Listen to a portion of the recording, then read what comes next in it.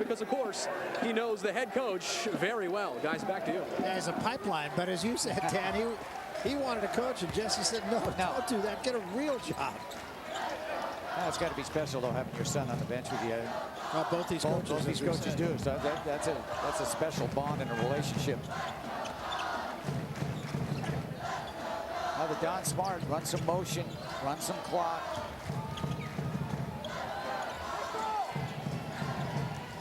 Surratt. All but the finish. And a rebound picked up by Butel. And Wiggins just stepped in front. To Surratt to the basket. Wiggins, who had a quiet first half, has had a monster second half. Came up big. Oh, yeah. I mean, he's got 16 in the game, most of them in the second half. Nice pass by Wiggins. Jackson cut off by Gumbs, and there's his fourth foul. But, boy, he went a long way with 3. Personal foul, USF, number 21. I think Jesse Evans is smart. No sense taking him out with 3 minutes to go. Well, here's the mistake, but look at the presence of mind of Wiggins to give it up inside to Surratt for the easy score. Nice bounce pass, good vision, and Wiggins playing under control. And USF being absolutely unselfish tonight. And if there was a rap on this team, it was that they were too selfish. And I think you hit upon a very valid point. I think in their losses, much too quick shooting the ball. And the other thing, they didn't defend very well in the losses. They got to get out and defend and get out on the exterior and eliminate some three-point goals. I think they've done a very good job against a good Texas Tech team to get out on them and at least control them defensively. Inside of 3 minutes now, 2:50 remaining in the ball game.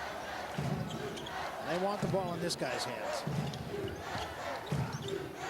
Surratt directing a little traffic here. Wants Wiggins to come out, beat the ball. Now Carter up top. Ingerson for 3.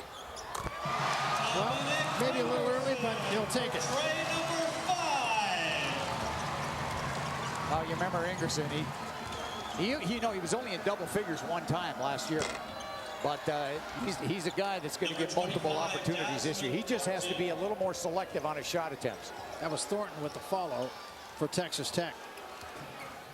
The lead is 18.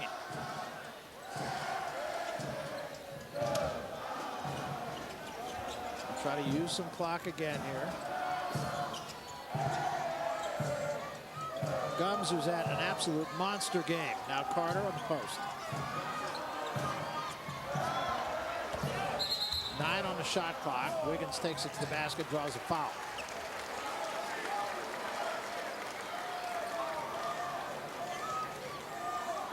Well, some good news for the Red Raiders. They do play a little differently in Lubbock, and then they get back home to play Louisiana Tech and Texas Pan American before going to Las Vegas to play. And I'm sure Bob Knight is not going to be pleased with the performance tonight. And his team has to find a way to win on the road. But you got a lot of new faces, and you're trying to blend everybody together. And there are a lot of guys back home. And there's a lot of guys back home. And I think Lohorn has been, it's a bright spot for him. I mean, he showed everybody tonight he can play and be a factor. Wiggins converts at the free throw line. In fact, I think that UNLV game is in Dallas. I don't think they go to Vegas. I think that game is a neutral site game.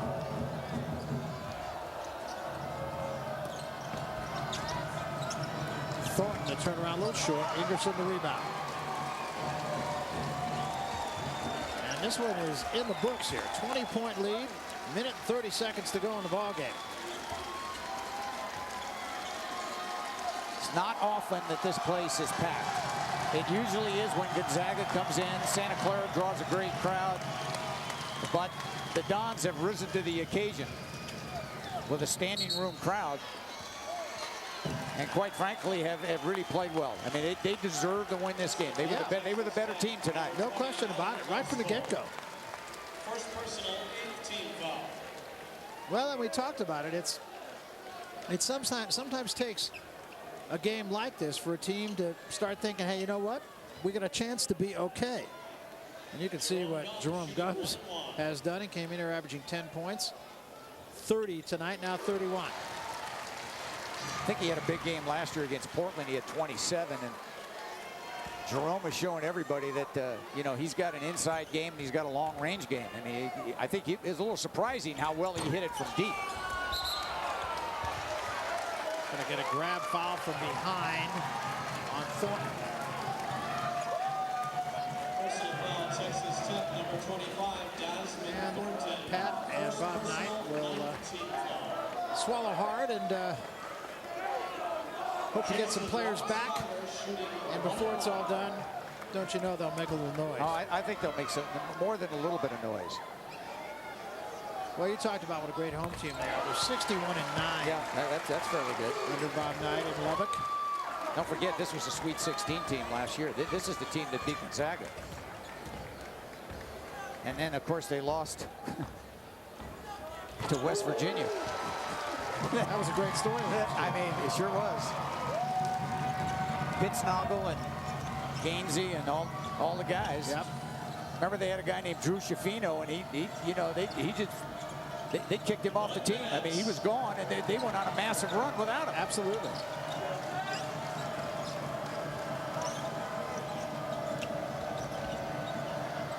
USF still playing good defense. Vosco with a good look won't go.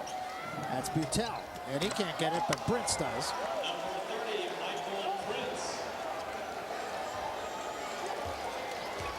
Well, I know this. If you're a San Francisco fan, you're saying we need more of these Northwestern mutual shootouts. Because every time we have one of these, we either beat Ohio State, we beat St. Joe's, or we beat Texas Tech. We might as well get North Carolina out here next year.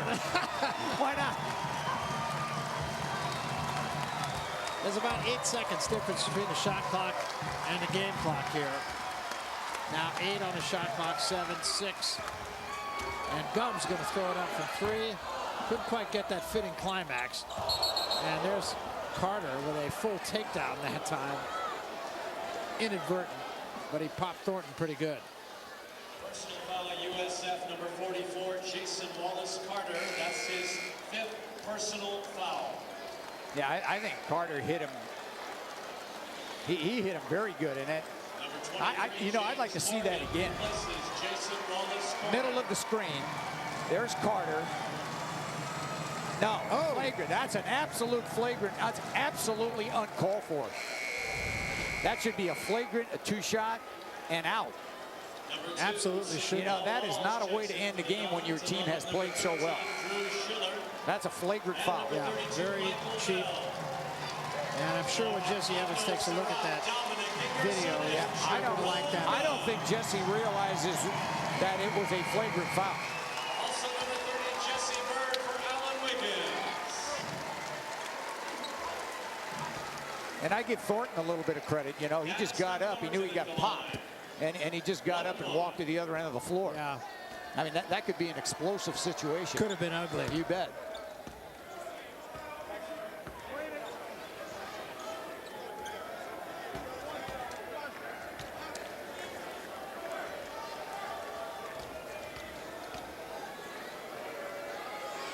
And Thornton can't get that one to go, but after taking that shot.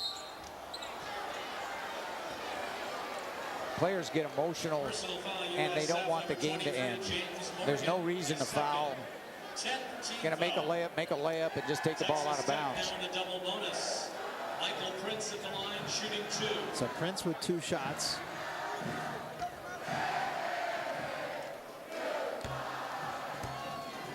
And it dropped down on the 3rd bounce.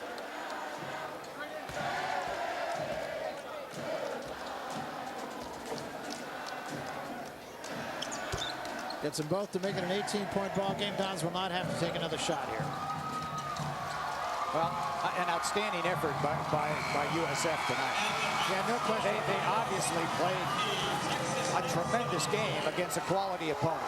No question And a about it. classy Bob Knight congratulates to Jesse Evans, and he knows he's got some work to do, but 3 of his top 8 guys are not here, and you'll hear from Texas Tech before the year's out. Oh yeah, I don't have any doubt about that. The crowd here, of course, at Memorial Gym, acting like they just won the NCAA tournament here, but it was a very good win and maybe a turnaround win for Jesse Evans' Dons. You know, I don't think there's any question that a win like this can get you going in the right direction. Look what they've done I know. in the Northwestern Mutual Shootout. I mean, they beat Ohio State by 11. They beat St. Joe's by 26. And look at tonight, they win by 18. Now, you know who's had the 2 best recruiting classes in the country next year? North Carolina won, Ohio State 2. So we're going to bring North Carolina